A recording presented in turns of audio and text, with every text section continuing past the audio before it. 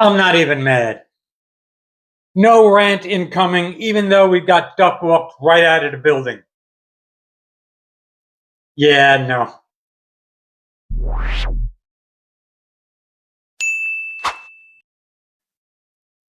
What the F was that?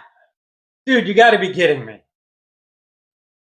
Now, I've said since the schedule came out last year that Oregon and Washington were going to run us out of the building. We just don't match up. And let me say this right now. It's not all on Rob Smith's defense. That was bad. Yeah, we gave up 750 yards, almost 400 yards with like 9 minutes to go in the first half. Dude, are you kidding me? 12 and a half yards per play, 42-3 at halftime. Over 400 yards rushing, 5 touchdowns in the first 6 possessions. And they fumbled on the first possession. Touchdowns of 68, 30, 21, 34, 28, 20. And then they kind of threw in a 5-yard touchdown.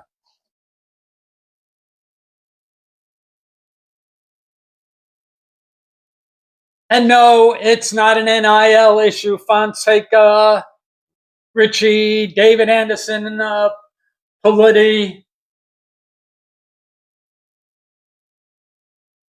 Oregon has been good since the Mike Bellotti days, late 90s, early 2000s. Oregon, my entire life, was just a terrible program. One of the weakest ones in Division I. Bellotti comes along unexpectedly, turns them into a winner. Chip Kelly in the mid-2005s there turns them in to the juggernaut and explosive team that we've come used to and that we know today.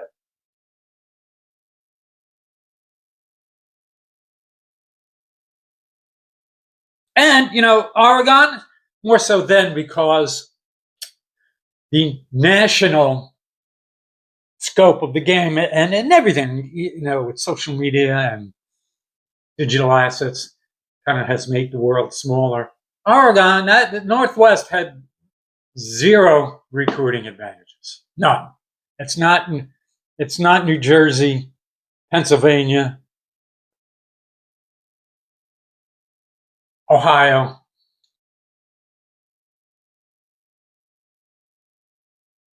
And it was long before NIL. Just win some games. Win some games, build some recruiting classes, and the success will come. But the offense, nonetheless, the offense was bad yesterday too. A lot of people focused on the defense, rightfully so. And there was a lot of people saying, oh, well, if we can get in a shootout and we lose, 45-35, 45-31, something, that's okay. Well, in retrospect, we take that in a heartbeat. But the new and improved offense is not as good as we think it is, because as soon as we got into the Big Ten, that came to a halt. 19 points against Washington. Essentially 3 points yesterday by the starters. We got a late touchdown after a muffed punt. We just kept running the ball, and every second team was everybody's. Oregon's, probably 4th stringers were in there. We just kept running it, and we picked up an extra 40 to 45 yards after the muffed punt. Otherwise, we would have had 150, 160 total yards for the game and 3 points. And those 3 points we got after Oregon fumbled early, we thought, okay, maybe this time will be different. Ran 3 plays, 0 yards. I knew, and most people should have known at that point, it wasn't going to go well. Oregon, known for their explosiveness. We talked about the explosives, their big playability. There was no way, and I said in my preview, that we match up well against anything that they do, and we wouldn't be able to prevent that. So the fact that we couldn't get a yard on a turnover Jay Patel hits the 51-yarder. I mean, if he missed that, then it would have been disastrous. Oregon had a couple fumbles. Missed field goal. Could have been worse. This could have been, 60, 70-point game for Oregon. What's striking about it is, they're more physical in the trenches, athletic team speed and all that. But watching the running backs, Noah Whittington and Jordan Davison, it wasn't like they were blasting through holes and just rushing past defenders because of their blazing speed. They kind of had a rumbling kind of running style. It kind of surprised me. I was like, bigger, more physical than I would have thought. But the holes were so big, they weren't even getting touched until they got to the second level, if they got touched at all.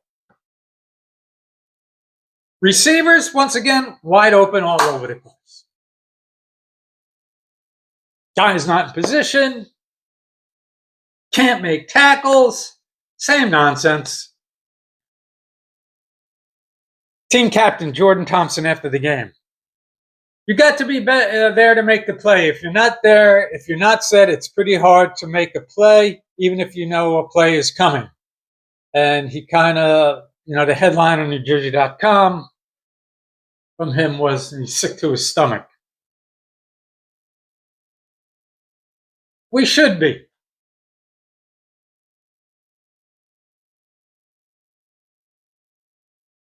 It's not to say that you can't have a bad game and be blown out every once in a while. But the pattern is set for this program and this team, and I'm sick of talking about it. We beat the Patsies, the Wagner, the Norfolks, Miami, Ohio, the Howards of the world. Those teams who will beat. And then kind of our peers that are not very good at all will scratch out some wins against the bottom of the barrel of those teams until they pass us up. Hello, Indiana. Even this year, throw Maryland, Minnesota in there. You knew Oregon would get better against us after losing 30-20 to Indiana last week, where Oregon had 267 total yards. How bad would Indiana beat us this year? What are they going to get, 900 yards, set an NCAA record?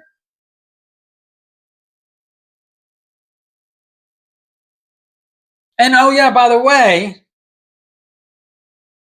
a week after Washington rolled up 600 yards against us, Washington loses to an okay Michigan team.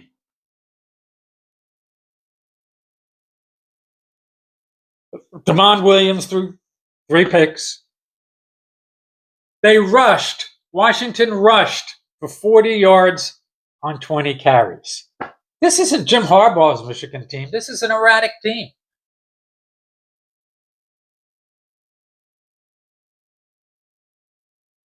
I mean, what are we doing?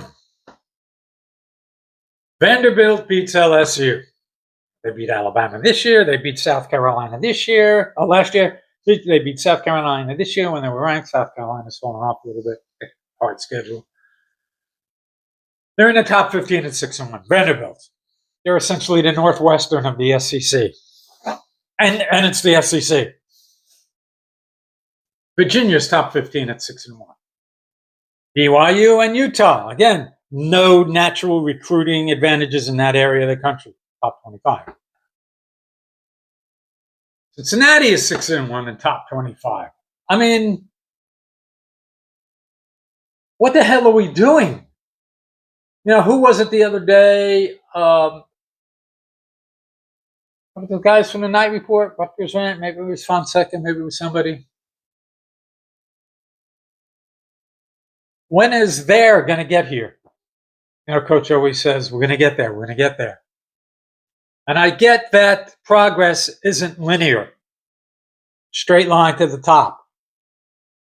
It's always a back and forth kind of struggling kind of thing. I'm in the wine industry, wine and spirits. When you talk about wines that age, a few years down the road, they go through that dumb phase. As the fruit becomes developed, the tannins drop out, but it goes through this awkward stage where it doesn't know what it wants to do. And in that dumb stage, the wines can be a little rough and tumble and tannic. That's our football program. We're in our dumb phase. We're struggling. We don't know what direction we want to go in. No one really expects. Look, we don't have to beat the Oregons, the Penn States, the Ohio States. Just go 9-3 on a regular basis, 8-4. Go to a bowl game other than the Pinstripe Bowl. I'm sick of talking about this. Our pattern is set. Right? We beat the Patsies, struggle against our peers, and lose to our peers that are on our level or a little bit above, and then we get absolutely destroyed by the elite teams, like every time.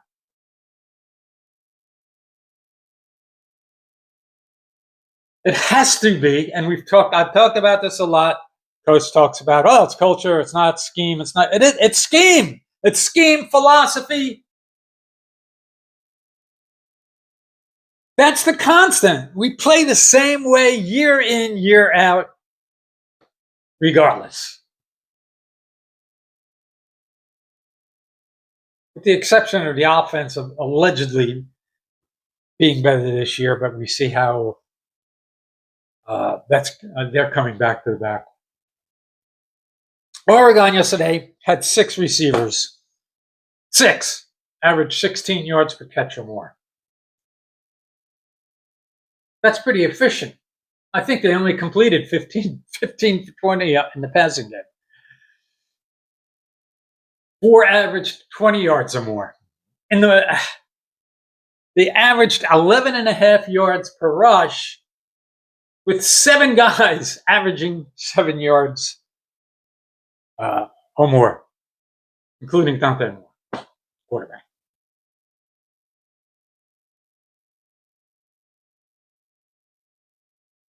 Five runners averaged double digits or more. You want to talk about efficiency. Meanwhile, we're grinding out less than 3 yards a carry. But we only gave up 3 sacks. We're making progress. Of course, Ethan, another tipped pass, man. Like, what's up with that? Ethan was rushed all day. Didn't look comfortable. It was his worst game. At Rutgers, 8 for 25. Right? AJ Serace came in 0 for 2. I don't even know what to say anymore. We passed for 79 yards. For us to have a chance, we were going to have to move, maybe stay with Oregon a little bit in the offensive side of the ball, moving the ball up and down the field.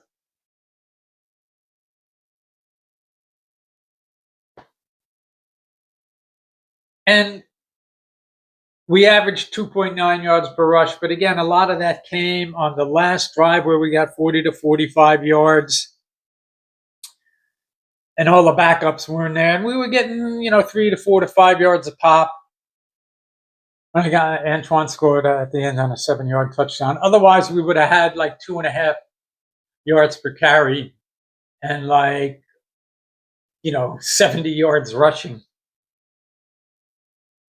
That's not going to get it done.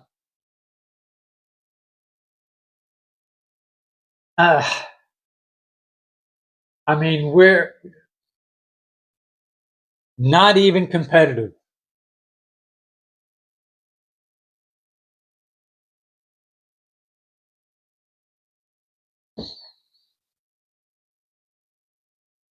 Going forward, as I said the last time, yesterday's game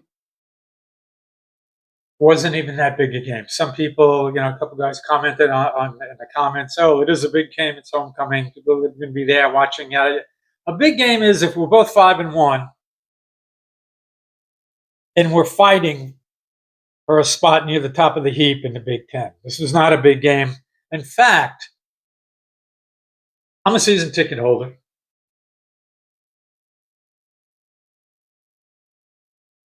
And I'm in section 124. Been going to Rutgers games since early 70s.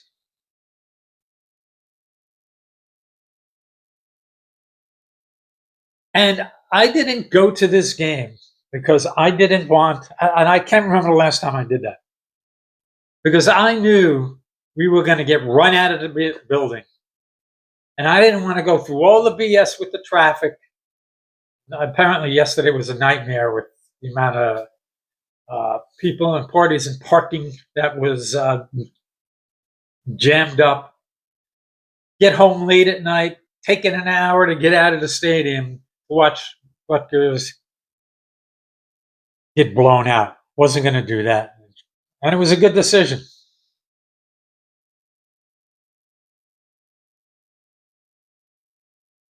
But I said that yesterday's game against Oregon wasn't that important. The next 3 games will be. And I got to tell you right now, we got Purdue. We better go into West Lafayette.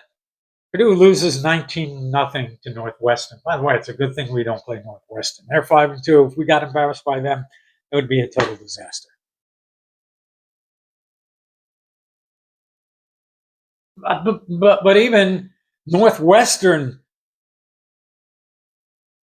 hung with Oregon pretty well. But it was like 7-0 after one. Halftime was 17-0, and then Oregon pulled away late. It's like 34-14. I would even take something like that at this point, to be honest with you.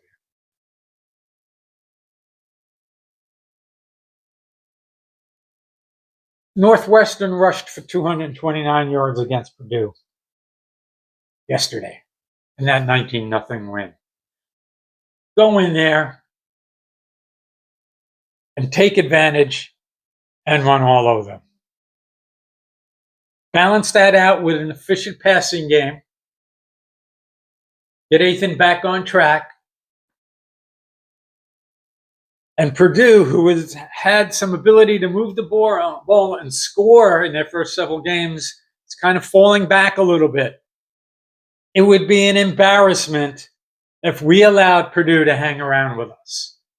And God forbid, gasp, should they put up 24, 27, 28 points against us. You can't let that happen. Go in there and beat them.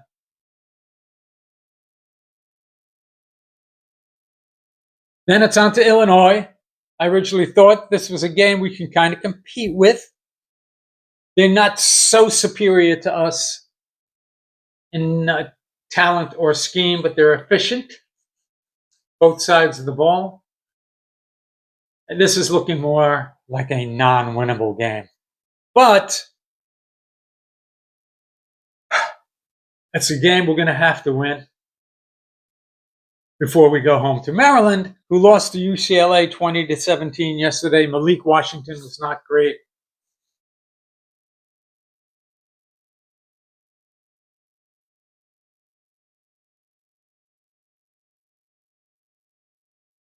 But the same approach has to apply against Maryland. They're not great at running the ball. So if we can control the clock a little bit, be efficient in the passing game. I think UCLA ran for 200 yards against them yesterday.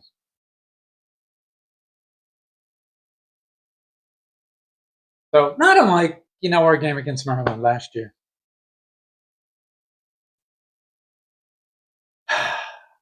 Penn State loses to Iowa yesterday, 25-24. Grunkemeyer was not was not good. 15-28, 93 yards and 2 picks. Although Katron Allen had 143 yards rushing. A lot of people are circling Penn State. Okay, this could be the year. If Mike from the Night Report is saying, "Oh, if we can't beat them this year, then when?" They're still more talented than we are.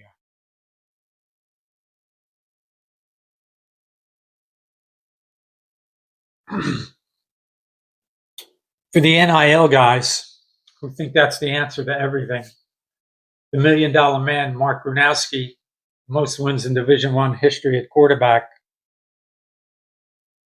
another clunker. 10 of 16, 68 yards, no touchdowns, 2 picks. That's what you're paying for. By the way, RNLI guys, with Jed Elad, his $600,000 a year. Nonetheless, Gronowski did run for 130 yards. And despite Penn State's spiral, I'm not very confident about a win. Although I would say our chances now are slightly better against Penn State than Illinois, because Illinois tends to be a little more productive on offense, but we'll see.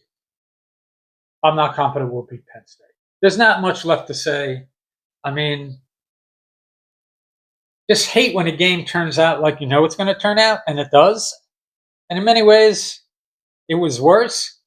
On the scoreboard, it could have been worse. Probably should have been. It's a 69-3 kind of game. Coach was talking about he's got to look at everything and got to look at himself and the way they go about everything with everybody.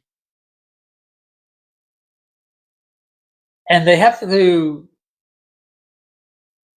figure out what it is that they're committed to, philosophy-wise and scheme-wise, that has this pattern set year in and year out.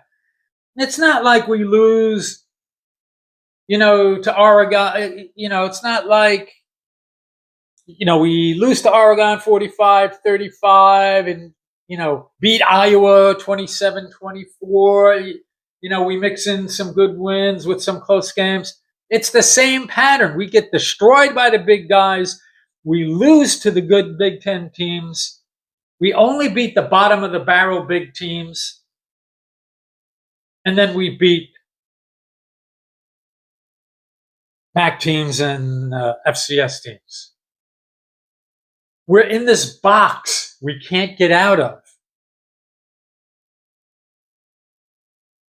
I'll take a 45-20 loss to Oregon, if you can beat Iowa, beat Nebraska, beat Wisconsin, beat Minnesota. By the way, Wisconsin 34-0 loss yesterday. And then lose 45-20. It happens. That's why you play the game. But when you know that your pattern is set and you're not making any progress and you're not getting there yet,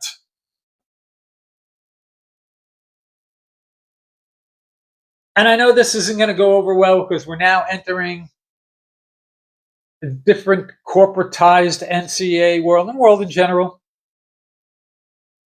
where it's about the marketing and revenue generation and not about the sport and the natural geographic rivalries.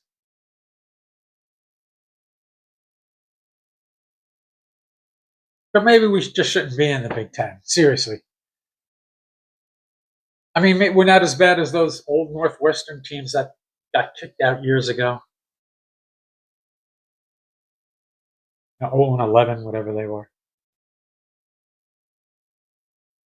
But this is no fun. When you know whether it's going in and, beating Wagner or losing to Penn State, Michigan, Ohio State, now Oregon. And going forward, it's going to be Indiana and Illinois. It's no fun. There's no mystery to it. You kind of know how it's going to shake out. I'd like to see a big win every once in a while, even if it means, you still lose to the good teams, but you don't get run out of the building. The irony is, us and Penn State both 0-4 in the Big Ten. You can gain a little momentum back by getting back, scratching and clawing, getting back to 4-4 and beating Purdue 45-17. Do I think it's going to happen? Probably not. Do I think we need to and that the potential is there? Yeah. But we haven't shown that we can score in the Big Ten yet. We scored 28 points. 28, 28, 19, and 10, which 7 of that was by the second team in garbage time. So it's Purdue season. Regroup, get it together. At least you'll have something to feel okay about by stopping the slide. 4-game slide once again, our mid-season swan dive, and injury concerns. Ian got dinged up, lower leg, ankle yesterday. First half came back out, but was held out in the second half. We'll see how that goes. On paper, it's a big hit, but if we're not scoring in the Big Ten anyway, I'm not sure how big of a hit. You should still be able to beat the Purdue's of the world, to be competitive with the Marylands of the world. We know what's going to happen with Ohio State.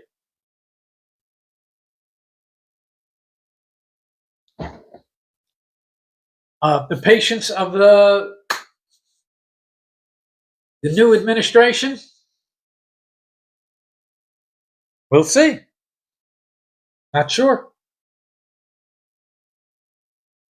LSU is Brian Kelly coming under fire at LSU. Of the loss yesterday. I mean, they're ready to fire him, and they're 5-2. It is the SEC. But another season of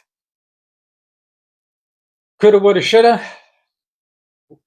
5-7, even though the schedule was tougher this year, but we thought it was tougher because of the big boys. When you can't beat Minnesota, can't beat Iowa,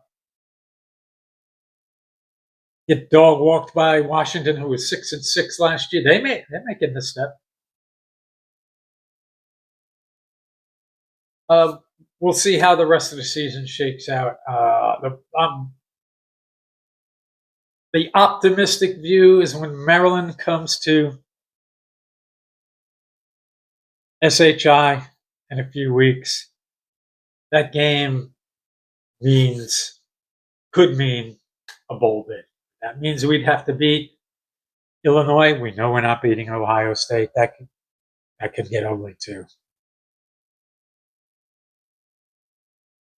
Ohio State's got great defense, NFL receivers. I don't think they're not quite as explosive as Oregon. They might not run the score up to 56, 60 points. But it absolutely can be like a 52-3, 52-10, 45-3, 45-7 kind of game. Nonetheless, that's where we are, folks. Yet another season of disappointment. And we'll see how it all shakes out. Nonetheless, enjoy the rest of your weekend. Have a good week. See you the next time.